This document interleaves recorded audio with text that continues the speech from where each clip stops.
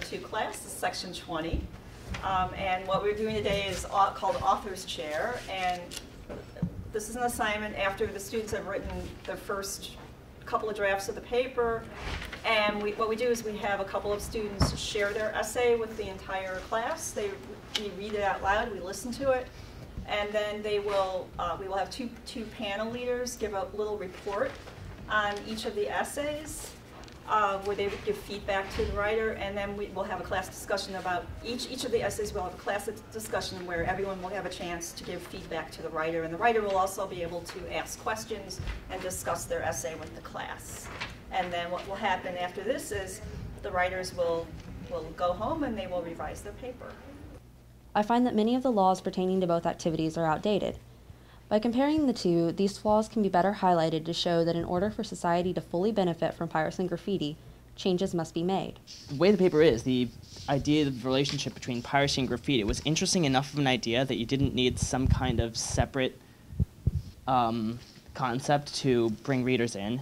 It's great to have yourself in a situation where you can get feedback from the author, him or herself, and then, make comments directly, revise as is necessary, and, give a proper idea of where a work's going.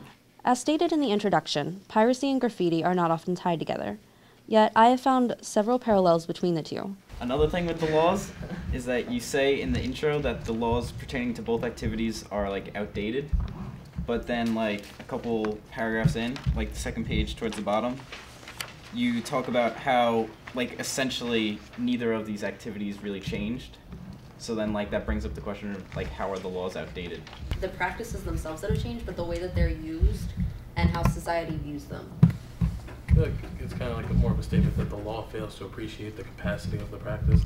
It's that the practice is capable of being more than just, vandalizing somebody's property.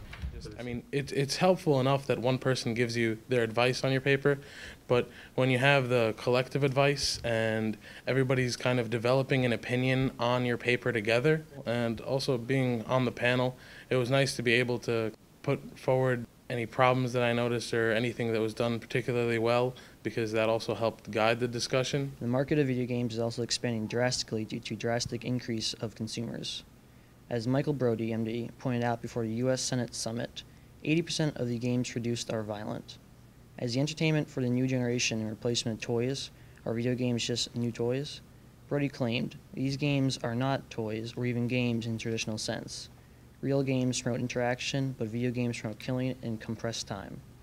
Consider the factors that cause almost all the games produced are violent. And I think you make it very, very clear that there's an association, a strong association between certain kinds of violence and certain kinds of antisocial activity. Play one game for 1 hour and say, hey, I really like this, go and try and emulate it and have no addiction whatsoever.